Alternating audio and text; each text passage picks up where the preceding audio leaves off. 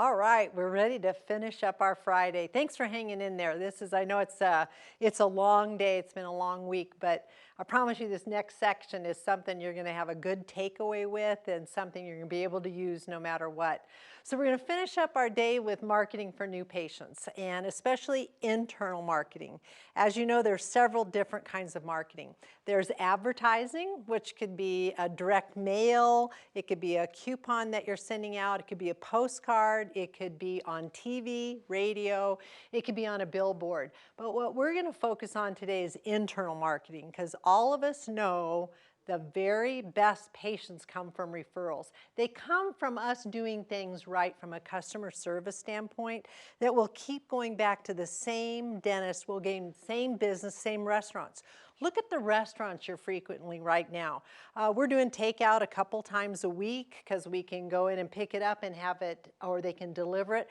We're picking our best restaurants that when the times were good, treated us so well, and we're taking care of those businesses. I think the same thing is going to happen to dentistry. When our patients are back and when we're ready to get back to work, our patients are going to be there for us. But it means we've got to do the groundwork before, during, and after. So if this has not been your strong suit, again, wouldn't this be a great time to formulate a great internal marketing plan? So let's go through the concepts first so that you can see where your practice is and what you have to be doing differently. So the first thing you have to know is what kind of customer service experience do you want to offer? Now, these are great companies. There's no doubt about this. When you look at Nordstrom's, who doesn't want to shop at Nordstrom's? Who doesn't want to stay at the Ritz-Carlton, go to Disney, or order shoes from Zappos? All four of these companies are known for their customer service experience. Because of that, there are higher expectations for them from a customer service and a delivery viewpoint. These people, when I shop there, I know it's going to cost me more to go to Nordstrom's. I know it's going to cost me more, but I also have higher expectations. Like they take everything back. I don't even have to have a receipt. I have a relationship with some of the people there in the office. There's consistency in there. So we know this is kind of the highest level of customer service that we're looking at, or on these four levels. But we also can apply those same principles to our office. So let's drop down a level and see where we can be and where we've been or where we have been maybe in the past. A tier 1 business or dental practice is one that is strictly based on cost and convenience, all right? The reason I would choose to go to this dental office is because money and convenience is the most important thing to me. I might need early morning, late afternoon, evening, Saturday, or even Sunday hours. And there are offices that are open on Sundays, believe it or not. I may choose that just on cost because of money. I may have insurance. I may be driven by insurance. Maybe I have a PPO and this is what the insurance company is dictating that I go to this practice. That can be in a lot of your DSOs also, that you're you're driven by the PPO. Now, have we all eaten at a Taco Bell? Yeah, I've eaten at Taco Bell. We all have eaten at Taco Bell. We've all chosen something in our life based on cost and convenience. Look at us that have been shopping at Walmart. I've been more at Walmart in the last probably 45 days than I have been in a year, but I shopped at Walmart before. Am I expecting the same level of customer service at Walmart that I would get at Nordstrom's? No, absolutely not. But the reason I'm going to Walmart is, well, right now I'm going to Walmart to see if they have toilet paper. That's the most important thing, or paper towels. But I am shopping there and I'm very clear it's cost and convenience. So there are patients who choose your practice or another practice based on cost and convenience. Now, this has nothing to do with quality of care. I'm not saying if you're a tier 1 dental office that you're not providing a high level of care. I'm saying your marketing has to be directed towards the consumer that is going to do it for cost and convenience. So we have a large corporate dental entity here in Colorado, and they spend over $1 million a year on marketing. They're part of our Rockies dental team, our Rockies Coors Field. They're part of our baseball team. Their marketing is huge. And guess who their spokesperson is? Their spokesperson is Tom Bodett. How many of you can remember what Tom Bodett marketed or was a spokesperson for before? It was for Comfort Dental. It was for, not Comfort Dental, it was for, he's with Comfort Dental now, it was for Motel 6. So doesn't that make sense? If you are a DSO, if you are a private practitioner, if you're a small practice, a large practice, if you are trying to draw people in because you have better hours and it's perceived that it's less expensive, your marketing is entirely different, and it's okay. So when do we eat at Taco Bell? When do we go to Walmart? We go there on cost and convenience. So I go to Taco Bell probably if I don't feel really good. Maybe I had too much wine the night before and I need something, a greasy burrito, all right? It may be that I only have $4 in my wallet. It may be that I only have 10 minutes for lunch. And it's okay. I'm not expecting the best wow meal that I've ever had. So I'm actually choosing it for a reason. Nothing wrong with it. Practices that are based on cost and convenience are highly profitable because they've developed a model of systems in their practice that allows them to be very effective. So I don't mean this to be a negative thing at all. It's highly profitable. Walmart is highly profitable. Taco Bell is highly profitable because they know their realm. They know their model. Now, the second realm is going to be more of an Applebee's model. So if you can remember Applebee's, it's not my favorite place to eat. But again, if I have 30 minutes and I have $12 and it's close by, yeah, I'm probably going to go to Applebee's and get a salad. I can get a drink there. I can get a beer there. But again, minimal standards. Do I think it's going to be the best meal that I've ever had? No, it's not going to be. But it suffices. It's going to work for me. I do expect a little more customer service at an Applebee or a Tier 2 restaurant or hotel than I do at a Tier 1. So a Tier 1 hotel, it's actually a motel, would be Motel 6. In a Tier 2 motel, this would probably be Holiday Inn Express. So they might have, you know, a muffin and some coffee before you go. They're going to have clean towels. But it's not going to be anything special. There's not going to be a pool or anything for the kids to do, but it's minimal standards, okay? All of us have stayed at a hotel or a motel like that, particularly when we're traveling with family and we have a limited income. We may be getting in at 9 o'clock at night and just need to be able to get something to go before we leave the next day. Nothing wrong with it. There are Tier 2 dental practices, if you think about it, that do minimal standards. They might not have a new patient exam. They might not have a hygienist on staff. They may have a lot of delegated duties.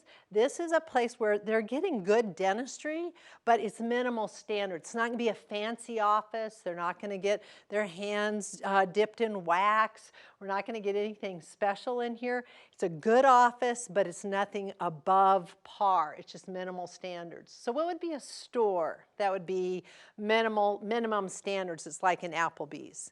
It'd be like a Target. And how many of us love Target? Love Target. Where would you rather go, Walmart or Target? Okay, most of us would rather go to Target because they have re-engineered it. It looks better, they smell better, they're cleaner, and now they are starting to offer some produce. So yeah, is it going to cost a little more than Walmart?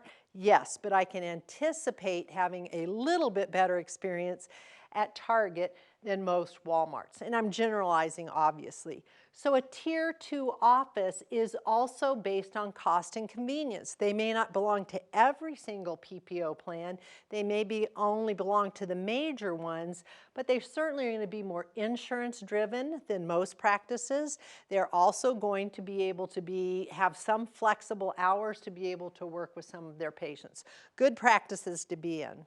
Most of you are going to fall in this target, in this category. And actually, Target does fall more in a 3 than it's going to in a 2 because it meets our expectations. We get excited to go to Target. We get excited to go to Target. We get excited to go to Chick-fil-A because of the experience we're going to get. Now, neither one of are expensive places to go, but they do something different. what do we know at a tier 3? What do we know at Chick-fil-A? If you go through drive-through, which now all of us are doing, we can't go into Chick-fil-A. We go through the drive-through. What does that 16-year-old clerk or person checking and handing your food say to you? They say, "My pleasure." When you ask for buffalo sauce to go on your chicken nuggets and you thank them, they say, "Is my pleasure." Now, I have 2 granddaughters who work at Chick-fil-A all the way through high school here in Colorado.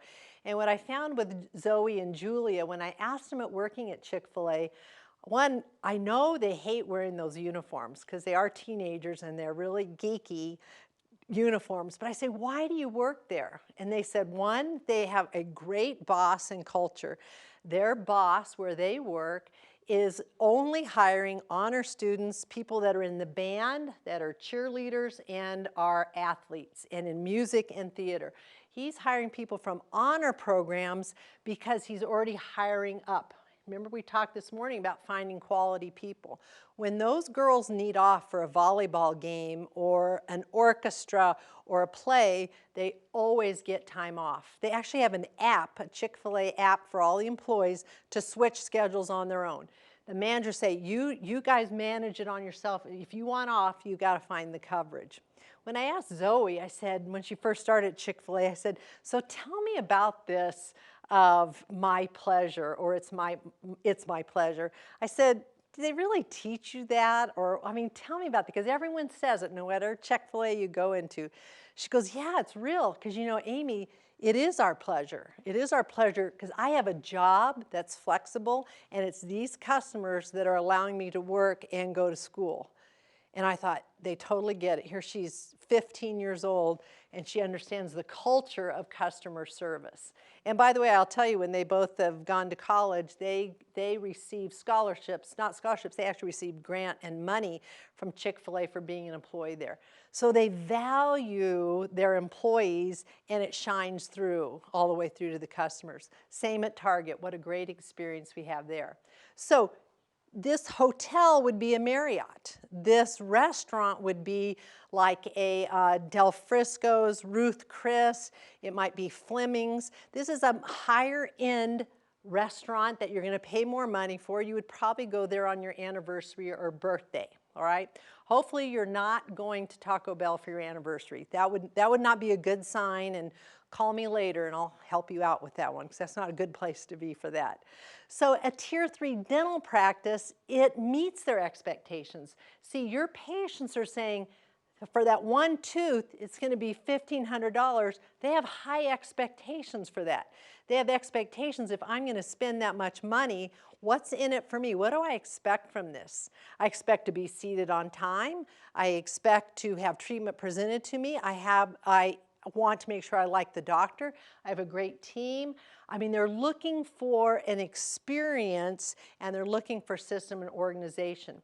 So for those of us going back to work in May, hopefully, our patients are hoping we picked up where we left off, that we were the Chick-fil-A's and the Targets and the Marriotts and the Flemings and the Ruth Chris of the world, and they're hoping when we come back that we still are going to be meeting their expectations. It's highly organized. These offices, these dental practices, have a lot of systems in place. Financial systems, appointment scheduling, new patient exam systems. They have systems for how we answer the phone. These are all things we should be working on. So see, their marketing is different. These patients aren't coming to them based on cost and convenience. Look at Chick-fil-A. Chick-fil-A isn't even open on Sundays. They aren't even open on Sundays. So we're not going there because it's convenient, because they don't even have, we can't even get our chicken nuggets and Diet Coke with that great ice on Sundays. All right? So same with our dental offices. You have to have less of the cost and convenience factor. You have to have wow customer service experience. Now there is one more level here, and that's the exceed expectations. I've had the privilege of working with quite a handful, I should say, of practices that are tier 4, and they exceed expectations. Interesting listening to webinars this week on practice management, how many fee-for-service doctors called in and said, wow, I've never had to deal with the PPO factor. I really, my patients have always been able to pay for their treatment. And I think, boy, it's going to be really hard for them down the road, or it could be when they are in kind of this bubble of being the Ritz-Carlton or Zappos or a high-end restaurant or hotel. These are hotels that they're not chains. These are bread and breakfast. It costs $300 to $400 to stay there. These are people that customer service is everything. In Zappos, for example, you can return a pair of shoes a year later. You can order them. First, they're delivered in 24 hours. It always has their logo and a culture code on the box itself, and you can return it without a receipt within 30 days. That is customer service. The Ritz-Carlton, anyone that stayed at Ritz-Carlton, I've only stayed at one Ritz-Carlton, and it just blew my socks off. The customer service, they knew my name walking down the hall.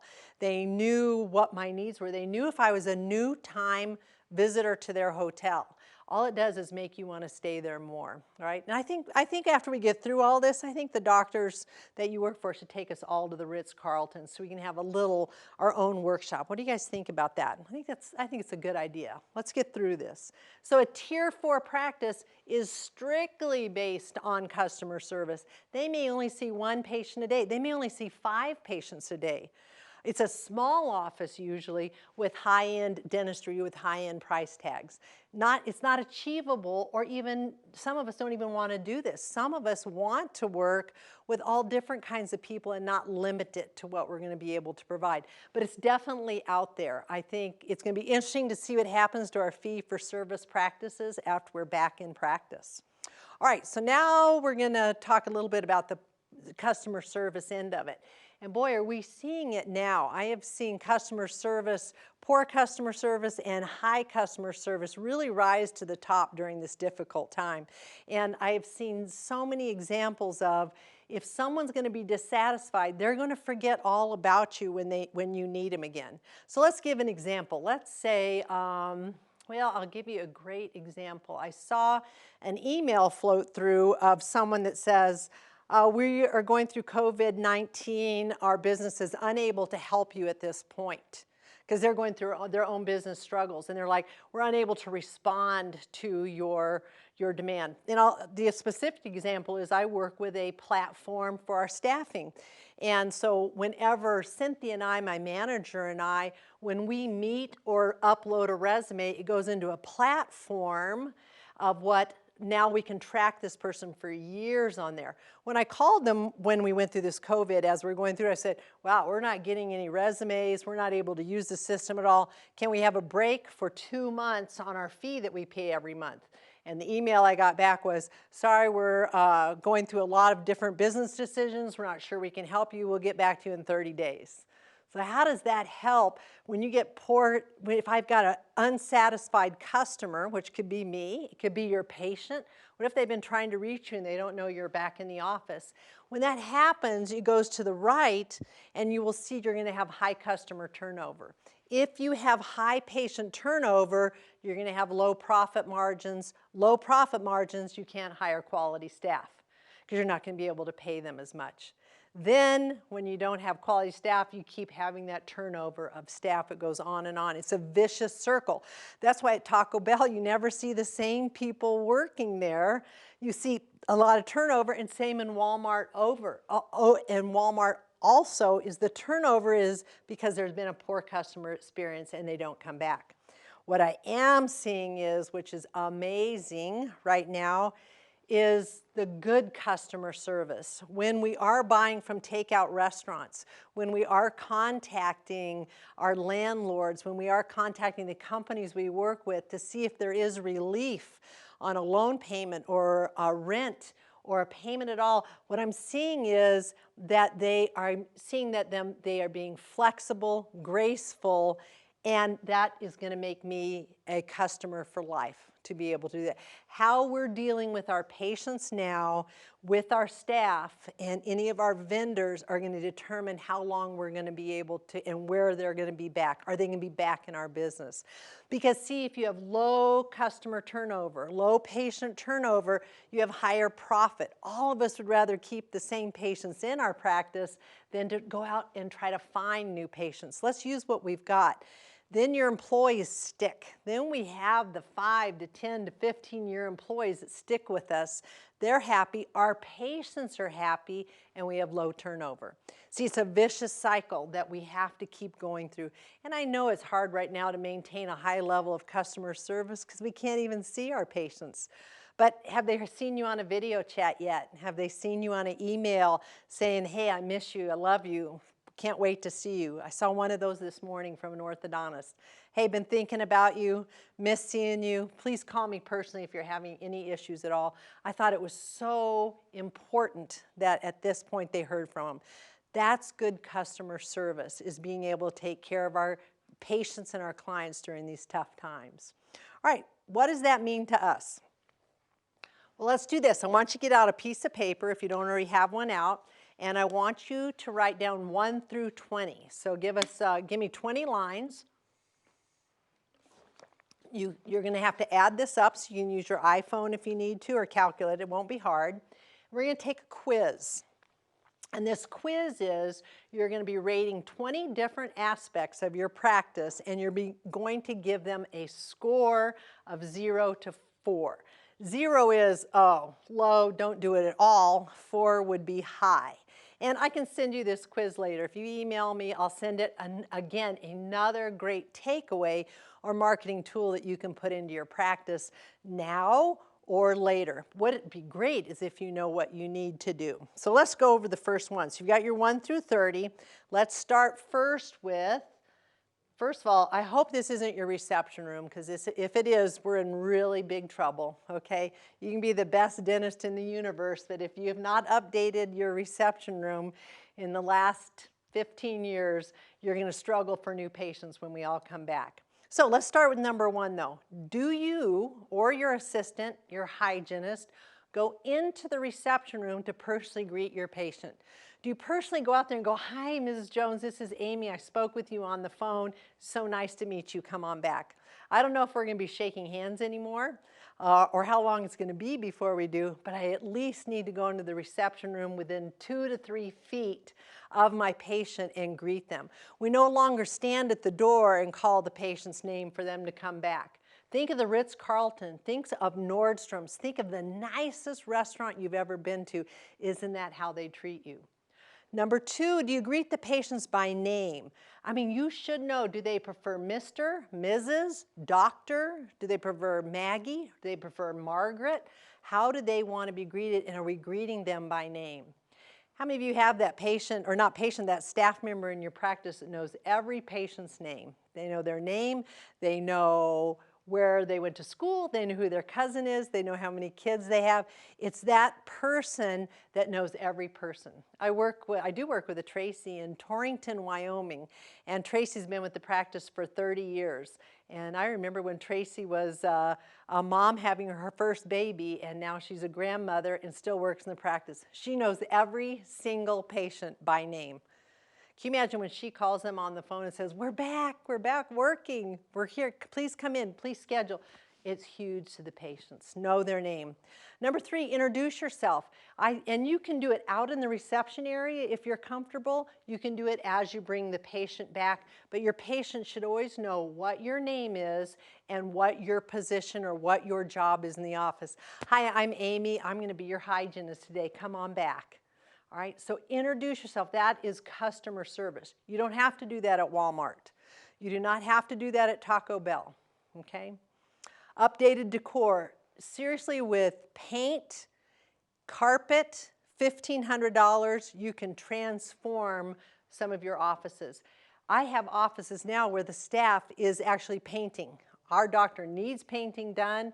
He has hired his staff who are great at painting, and they are painting his facility while we are out of the office. What a great way to use team. Or they're updating, they're going through and they are finding good deals of what they can do to improve their reception area. I think there's going to be wonderful deals on the marketplace for furniture and updating our offices because of what's going on right now. Do we have some money set aside to be able to do that? So you only have your first 4 things. Give yourself a 0, 1, 2, 3, or 4 on each of these. Okay, you're going to score yourself. If you have anything that is avocado green, you get a 0, okay? Just saying. Next one. Are you all practicing 24-hour follow-up? What I mean is if I said that I am going to follow up on your insurance, I'm going to call Delta and find out what they are able to cover on this. Do I get back with the patient within 24 hours?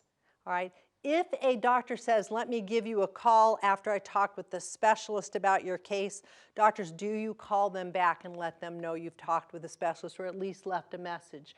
What we're looking for today in level 3 and tier 4 practices is that there's a lot of follow-up. There's 24-hour follow-up. Even if you don't know the answer, you're doing the follow-up.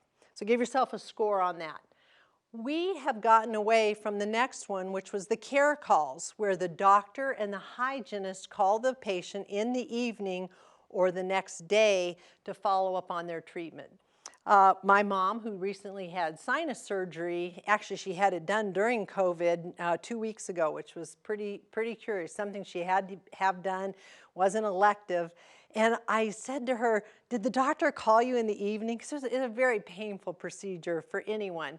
And I said, did the doctor call you in the evening? The next day she goes, no, never heard from him. I thought, wow, you'd think, especially during this time period, that you would receive a care call back. So doctors, get back with it. Get on your schedules. How are you going to contact them? It may be text. You may call them at home. You may call the next day when you get at work. But we got to get back to that. We can't be too busy to let our patients know that we care. And hygienists, I'm asking you to call first scaling and root planing of that patient that you've seen. So the first time you do that first quadrant, that evening or the next day, I want a follow-up call from you. You can't believe what that does for your patient's confidence. How many of you received a post-op call from a doctor, a post-care call? Just a regular physician or a surgery you had. Do you remember how impressed you were by that they took the time to call you? So give yourself a score on that, 0 to 4. If you could do better, maybe you give yourself a 1 or a 2. Next one, are you reviewing marketing information in your morning huddle? And marketing information to me is going to be who referred the new patient to the practice, but it is also for our existing patients, do they have children? Where do they work? What do I need? Are they retired? Do they have kids? It's all that information that makes dentistry so important to our patients because we remember special things about them. So are you reviewing that in your morning huddle? Because again, you have one staff member on your team who knows almost everything about your patients, like Tracy in Wyoming. She knows her patients and shares it. So when the doctor walks into the treatment room, he or she can say, how are those kids doing? I know you've got 2 5-year-old twins. How has this last month been? It's going to mean so much to your patient. So give yourself a score on those 3. Okay. If you went to your website right now, what would I think about it? Knowing what you know about me today and what I'm looking for in a tier 3 or a tier 4 practice, if I went to your website, what score would I give it? Because guess what the first thing I'm going to look at? I'm going to look at the picture of the dentist and I'm going to look at the picture of the team. That's what we are looking for on there. We want to see what you look like. And I can give you some resources to look at. I can certainly do the chat to that and or send you an email of websites to go through. But here's the deal. Our patients are looking to see, is this someone that can be my dentist? Is this someone that I can identify with? So what I do is I show a picture of the doctor, more casually dressed, not in your scrubs or a white coat. It may be with your family, it may be with your dog, it may be skiing, it may be but it is going to be a casual picture of what you are as a human being, not as a dentist. Same with your team. And you should have a group photo with all of you in it. You can have individual bios. So one of my clients, the best, I learned this trick from her, is she always updates her website and she always has a group picture And they all look like Stepford wives. They're all beautiful. The doctor's beautiful, our staff's beautiful. But I'd noticed when we were taking pictures that she would sometimes rearrange people. So she'd take someone standing next to her and move her to the end, and someone over here, she'd move her to the end, bring some other people in closer. I thought, that is so curious. Why? How does she know? It's not by height. Some of you know the answer to this question. It's like, she doesn't think they're going to make it, so it's easier to crop the picture if you have the people on the end that you don't think you're going to make it. So I'm really careful when I have group pictures taken that I'm in the inside and not moved to the outside. That's just a tip for all of you. So do your bios. Patients want to know if you like to ski, hunt, fish. They eat that up. They want to identify for it. So give yourself a score for that. Now here's a tough one, asking for referrals.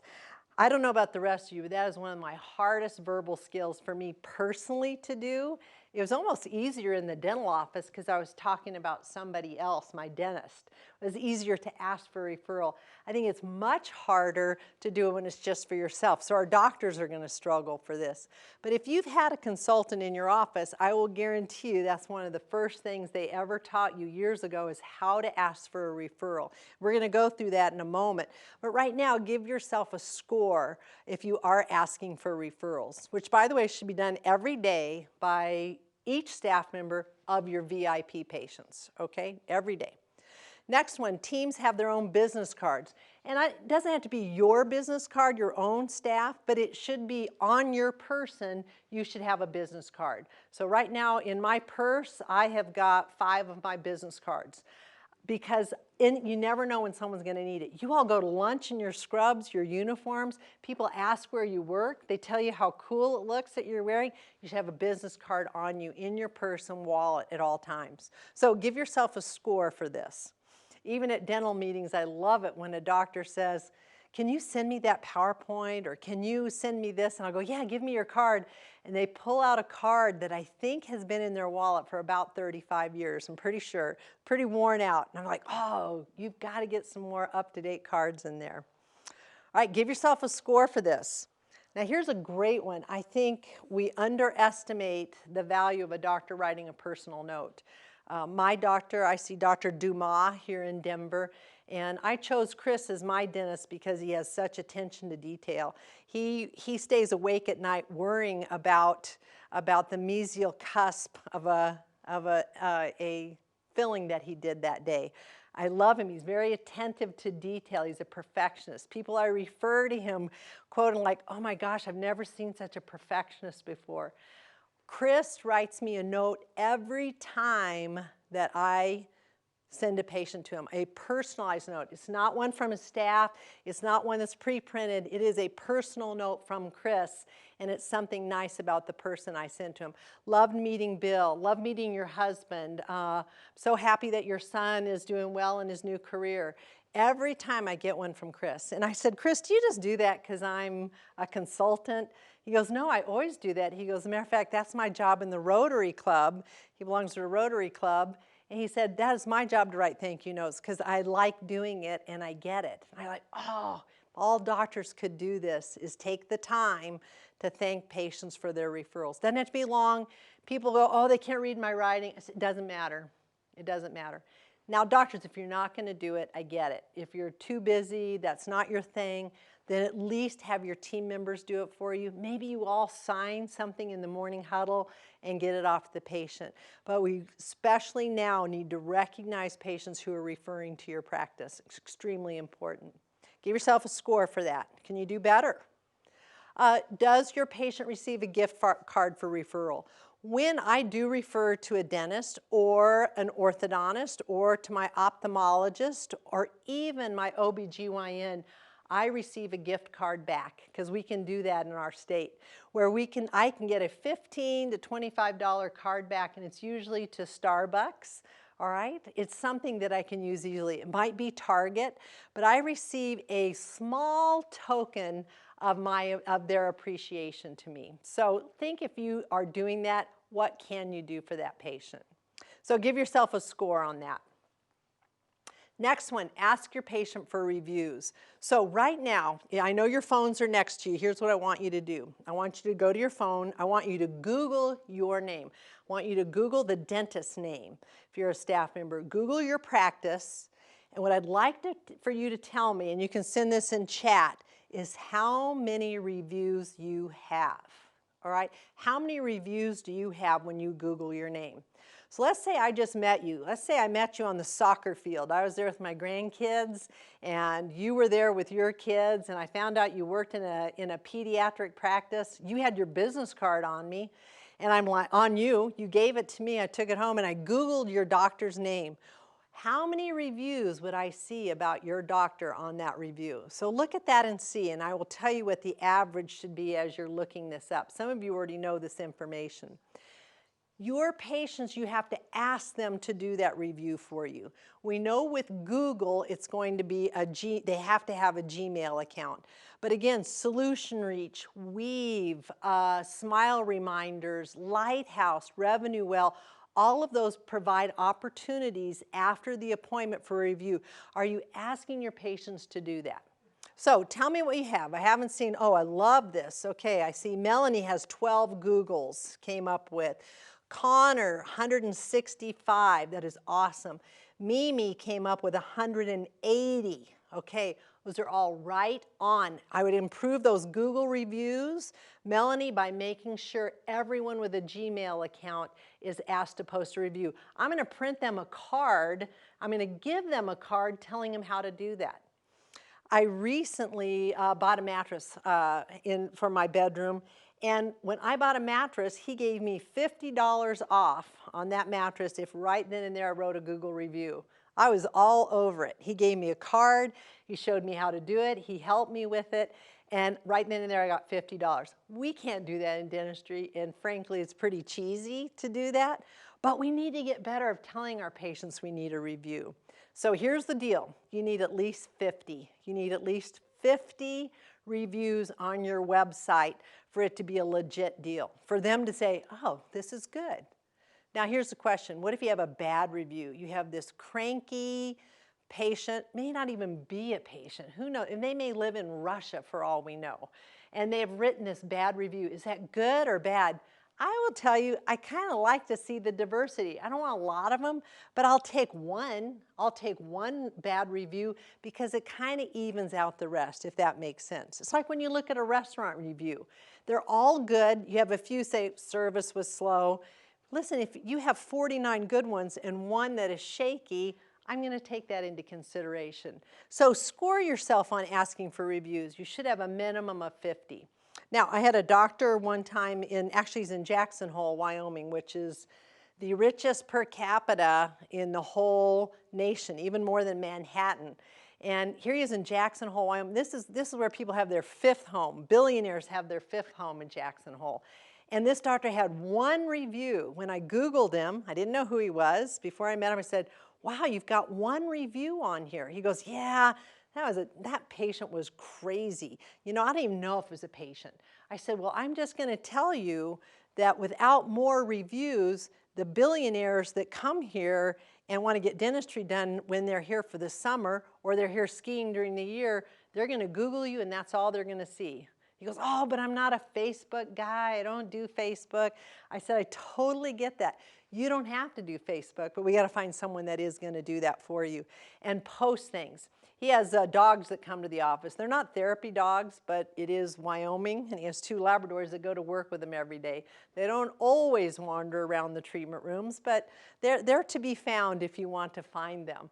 I said, let's make the Facebook about the 2 dogs and what they're doing and let them celebrate the holidays. You don't have to be in them, but we've got to generate reviews through Facebook and through Google, and it made all the difference in the world for his new patient flow and his reputation in the marketplace. So I don't care how old you are. You can be 25 right out of dental school, and you can be 75.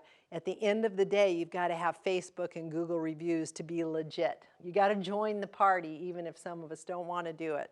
So give yourself a score on that. All right, couple more. During this time, oh, how cool would this be if all of your team members had stationery at home, your stationery, your note cards, and we're writing one note a week, even one note a day to some of their favorite patients. How would that be? I call them love notes. That I have team right now that are working remotely from home, and they are doing love notes all day long or to their favorite patients. What if each of your team were charged to do 4 of those a week and send it to your patients? And it's not for marketing. It's not to bring in new patients. It's more like, I care about you, worried, been thinking about you, missed you, can't wait to talk to you once we're back in practice. How cool would that be if they're doing that? But see, we should be doing that all the time, not just during our down times. We need to be doing that during the good times. One note a week. If you're pediatric or orthodontic, we already know you're doing that every single day. We got to be sending notes to those kids. The rest of us can learn from you to do that. So give yourself a score on the one note a day. Those notes can be about anything, anything at all. It could be the restaurant they were talking about. It could be about quilting, gardening. Could be about their dog, doesn't matter. Next one, name tags 100% of the time. Good customer service helps your patients know who you are and for them to remember. I don't want them to call the office and say, you know, it was that nurse assistant person and she's kind of got blonde hair and I think she's an assistant, maybe she's a hygienist. I want them to know exactly how it is. I want them to know who you are, and the way you do that is you got to have a name tag on. And you got to have a name tag on that your patients, especially your older patients, can read. They wear them at Mayo Clinic. They wear them in every single hotel. They wear them at Disneyland, Disney World. There's something to be learned from that. There's a reason that helps you form a relationship when you know someone's name. So give yourself a score on that. Now, as an office, I'll buy you 2 name tags. You wash or lose one, then you've got one backup. If you lose any more after that, you're going to have to buy them yourself. Now, if you have, especially a female doctor in a practice, doctors, you should look different than your female staff. If they're wearing uniforms or scrubs, yours look entirely different. And I would wear a name tag so they know you're the doctor. You've got to look different than your female staff. Male doctors, you don't have to wear a name tag if you're the only male doctor there, but if there's more than one male doctor, I would love for you to have a name tag on. They're going to kind of figure it out. Certainly any male staff members you have should have a name tag on, and they should not look like the doctor. Okay, we want to separate that out. So give yourself a score. Now, everyone's going to get a 0 on cell phones and texting during office hours, I'm imagining. If your office is like everyone else's office, we all have our cell phones on us all the time. Again, we're looking for that kidney to come in, I guess, that we have to respond to this. But wouldn't it be great if we could minimize and use common sense when it comes to cell phones and texting?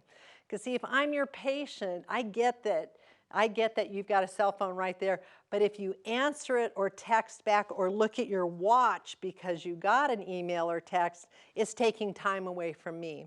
So I tell doctors, gosh, I wish there was a policy in place of what to do with cell phones. Do we lock them up? Do we not lock them up? I say, let's just be responsible. I want your kids to be able to reach you and tell you they got home okay. I want you to be able to respond quickly to these, but I don't want it taken away from patient care. So use them responsibly so they don't get locked up. I do have a few practices where they are locked up until you're on break or lunch or at the end of the day. So be looking for opportunities to improve that as you go through. And doctors, this applies to you as well as it does for the staff. It's just kind of an issue we all have. So score yourself on that. Okay, we just have 4 more to go through, and then you're going to add up your scores. Love matching clinical uniforms. That's what I miss about doing this live with you, is if we were here, there'd probably be 300 people and teams would be in their uniforms, their tops, their jackets. They would look alike, and it looks awesome. Our patients love it when we look alike. So you need to be matching, and now they've become so much less expensive through Walmart, Target, Lands' End. There are so many opportunities for us to look awesome in the clinical area. So if you are matching, you get a 4.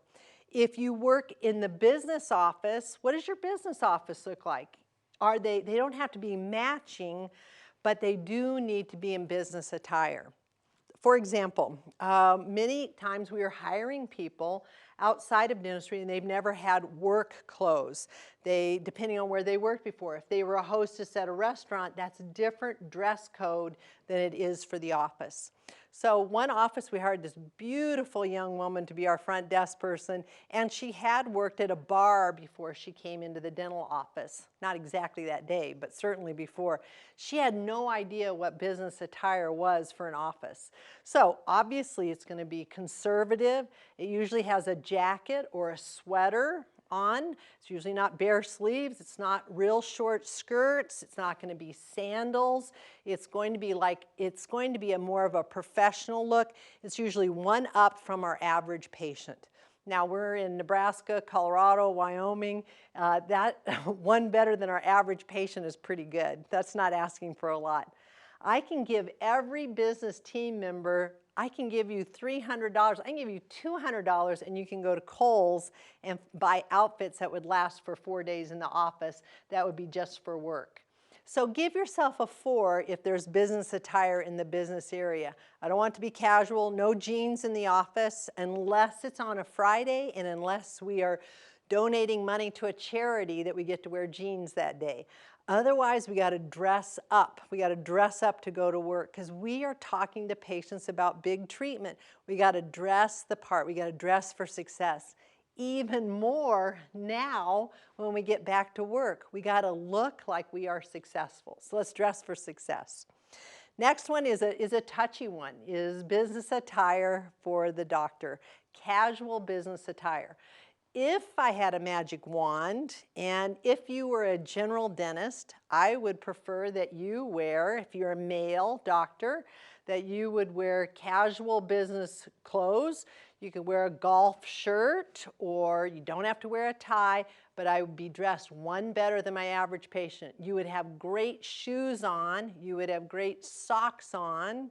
You would not have frayed pants. You can buy them at Costco.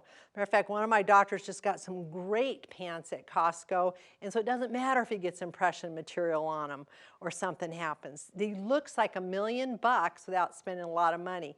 Your patients are expecting a certain level of professionalism.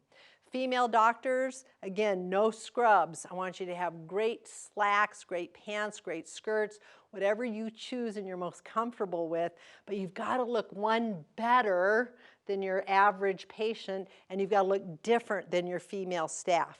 Now that's the touchy part. I have a lot of female doctors who don't want to be called out or look different than their team, but I'm telling you that's what our patients are looking for.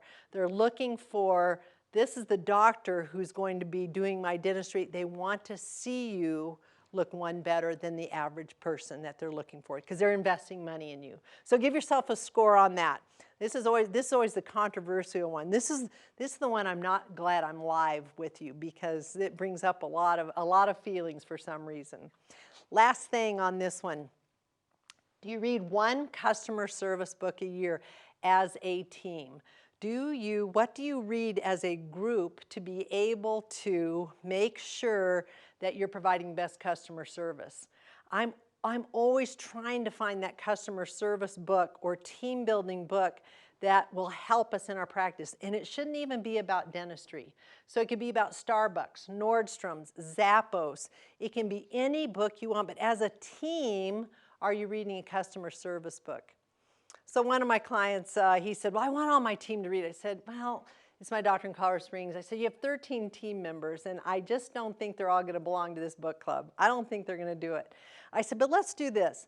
Let's buy 4 copies of a customer service book, and let's put it out there, and let's see who does read it. He goes, should I pay him to read it? I said, no, let's not pay him to read it, because that's kind of bribery. Let's just see if they read it, and let's take note. All right, let's take note who reads it. And you know who's been reading these books? Is people who want to move up in the organization. They're the ones in our team meetings that come back and say, you know, when I was reading that book, we've been reading the Pat Lencioni book, which is called 5 Dysfunctions of a Team. It's a real easy read, and oh boy, here I am sitting in a meeting, and one of the staff members goes, remember that part when he talked about being hungry and humble? I think that's what we need to be doing more with our patients. I was like, oh, note taken. She read the customer service book, input it in the staff meeting, and other people are like, oh, she's been reading it, okay? So as a team, what are you doing to improve customer service? All right, we have, let me see here what we've got coming up. I am going to leave this slide in here. Here's what I'm going to do. Because we are at our time, and we have all learned a lot today. We've learned a lot about technology. We've learned a lot about ourselves. I'm going to leave this asking for referral slide on here for you because it's very self-explanatory. But what I want to do is end with this today. So here's a step. You'll be able to get these slides. It's going to be recorded so you can get it down the road. But let's go. I'm going to skip to the last part of this so we can enjoy the rest of our Friday. These skills that we've been talking about with internal marketing. By the way, let me back up a step. That internal marketing quiz, by the way, should have added up to 100. If you had less than 75 as your score on that, then you've got some work to do. If you have less than 50, let's organize it this weekend of what you're going to do when you get back. It may be getting love notes to your staff members to send out. It may be learning to ask for referral. It may be buying new furniture for the reception room. But look at your score. What a great thing to send to your team and have them take them when they're on hiatus right now. All right, so let's wrap up today. And that is with these 5-star customer service skills. What I would want you to say to your team and to your patients, what I want your team to say to you and your patients are any of these 4 skills here. Number 1, when the patient says, gosh, how am I going to get back in? What is my insurance going to pay for this? You know, I'm not sure, but I'll find out who can. I will find out the answer to that. So when you don't know the answer to someone, let's say you're new in the team, I don't know, but I'm going to try to find out an answer for you. When the doctor says, the patient says, when are you going to be back in the office? That's a really good question. I'm not sure about that, but I'm going to try to find out for you and get back with you. So don't ever say, I'm new, I don't know. Just say, good question. Let me see what I can find out. What else may I do for you today? I end every appointment with, what else may I do for you today? I end every front desk encounter with, what can I do for you today? What else can I do? We learned these 2 verbal skills earlier today. I wish I could, however. Oh, can't you just get me in tomorrow for my cleaning? I haven't been in and I'm 8 months overdue. I wish I could, however. I never say but to a patient. I say however. And lastly, I'd love to be able to, however. I'd love to be able to. Now, these last 2 verbal skills, you can use those tonight, okay? You can practice these tonight. You're going to get off your webinar. You're going to take a walk around, see your kids. Someone may ask you for something, and it's something that you don't want to do, but you don't want to say no. Could be dinner. Could be making you a cocktail. Could be rubbing your feet. You're going to say, I wish I could, however. So I want you to practice that verbal skill tonight. Boy, I cannot believe we all pulled this off. The Nebraska Dental Association, my great team here, Price and Garst, to be able to do this. I can't thank you all enough that we found a way around this. I can't be with you personally, but my heart is with you. I know what you're going through. It's going to work out. We're going to get back to business as normal. I heard a speaker last week who said he's been practicing for 30 years. He's in his 70s. He said, do you know that this time off is really only 1% of a 30-year career? Isn't that amazing? This one hiatus, whether it be a month or 6 weeks, is only 1% of our total career if we're going to practice 30 years. So let's get after it. Let's do the takeaways. Let's stay busy on working on your business because we are going to be back and it's going to be busier than ever. Thank you so much for joining me and have a wonderful weekend. Thank you.